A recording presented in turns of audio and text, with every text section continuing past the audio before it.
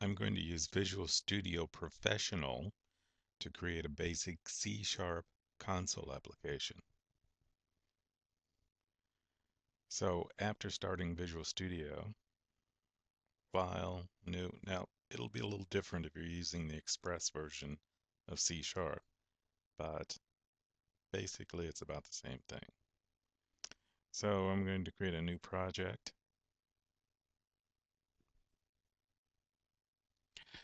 And I want to make sure that I'm using Visual C#, and under Windows, I want to use the console application to begin with. Now, the net framework, since I'm using Visual Studio 2012, it's going to be framework.4.5. If I wanted to create a project which was compatible with one of the previous versions of Visual Studio, then I could choose the framework which uh, matched that particular previous version. So for this case, I'm going to stick with version 4.5. Now, the next thing I want to do is make sure that I create a name which is recognizable for me. And how about if I call this one module01 underscore example. And I also want to make sure I know where this project is being saved at. Now, if you're using the Express version, it may not ask you these things until after you've created your project. But for now, let's make sure that we know where we're saving this. And I'm going to go ahead and leave it in my folder called Visual Studio 2012 Projects. So, and create a directory for the solution. Yeah, make sure I've got that one checked. So I'm going to click OK, and it will go ahead and write some code for me and create a beginning, a starting place to add code. Now, it went ahead and created a basic application for me. Uh, and the name of the solution or the program or the project is module01 underscore example. And it has already created a lot of the different files and folders and everything I need to run it already. And it's all located in this project. So let's go ahead and track down this project. So I'm using Windows. It'll be a little different depending on which operating system you're using. But I'm going to use Explorer to go track this down. So I've opened this, and now I'm going to add a folder called Visual Studio 2012. And under that, remember it said projects, and then the name of my particular project. In this case, I've got a bunch of them in there. So the name of this one was Module01 Example. So let's go find this one. It's Module01 Example. So there it is. So I'll need that later on. So let's minimize this and go back to the program. So we've got a basic program here. Let's add some code to it. When you run the program, it will first come to this main method and start off here.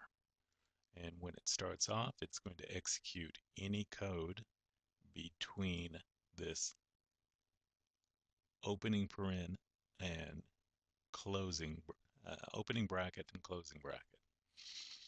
So let's put some code in here and actually do something with it. And so what I'm going to do, I'm going to say, oops, system dot console dot and right line, opening and closing paren, close that up. And that's it. Now, what I can do is, it's saying write a line of code, whatever's between these parentheses, to the console. And the console is just a window uh, small window which will pop up. Okay, so what do we want it to write? And I'm going to put this between double quotes, and we'll learn about later on about what that means. But between these double quotes, I'm going to say hello world, and that's it. Now, I've left something off here, but let's go ahead and take a look at this. I'm going to say debug and start debugging. So when I run this, it's going to create a console window and run the program. Now, there it was. It flashed on and flashed off. Well, the problem is that when it ran the console window, it ran the program and then it closed. It exited. So let's pause the window when it comes up. And there's an easy way to do that. System dot console dot read line. And I'm going to put that between parens and stop it. Now what it's going to do is once it brings up the console, that window, and displays and writes these lines out to that console, what I want it to do is say that window that's open, go ahead and wait and read a line of code. In other words, it's going to pause, and that will allow us to pause the output of the program. So let's run it again. So debug, start debugging, and there it goes. So it displayed what we told it to display, which is hello world, and then it paused because we said stop and do read line, or to uh, wait for the input of something.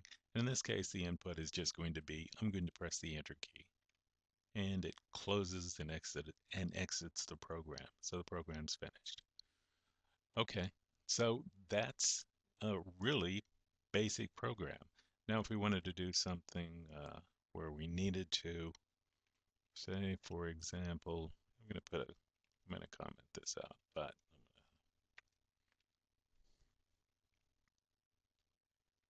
come on. But let's put this in here, let's put this in here, let's put this in here. And in this case, let's change this a little to where we have 1, 2, 3 spaces. Okay. Change this one to be 1, 2, 3.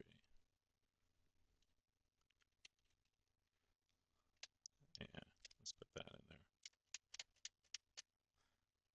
And in the final one, let's change it to 1, 2, 3. Okay. Well, let's see what difference this makes. So I should save this, save the program. I don't want to change the name of this or change the location where I'm saving this, because if you do, it'll save the program uh, in some place other than the project folder. You certainly don't want to do that. So, but let's go ahead and debug and run this. Start debugging and run this, and it outputs just what we told it to do, which is A. All right. Okay, so that's the beginning, the start, and press the enter key and end the program. So say this was our project or uh, the program that we're looking to code, we would be done with it. So I can go ahead and close this out. I can do File, make sure I've got everything saved first. So File and Save, and or Save All would be best. File and Save All. And then I'm all done. And then I can close out my IDE and be done with this. And let's do let's make a second video with the next part. But for this video, we've written a program. We've located where it's at in our computer, and we've ran it, debugged it, and made any changes that we needed to. Okay, so that's enough for this part.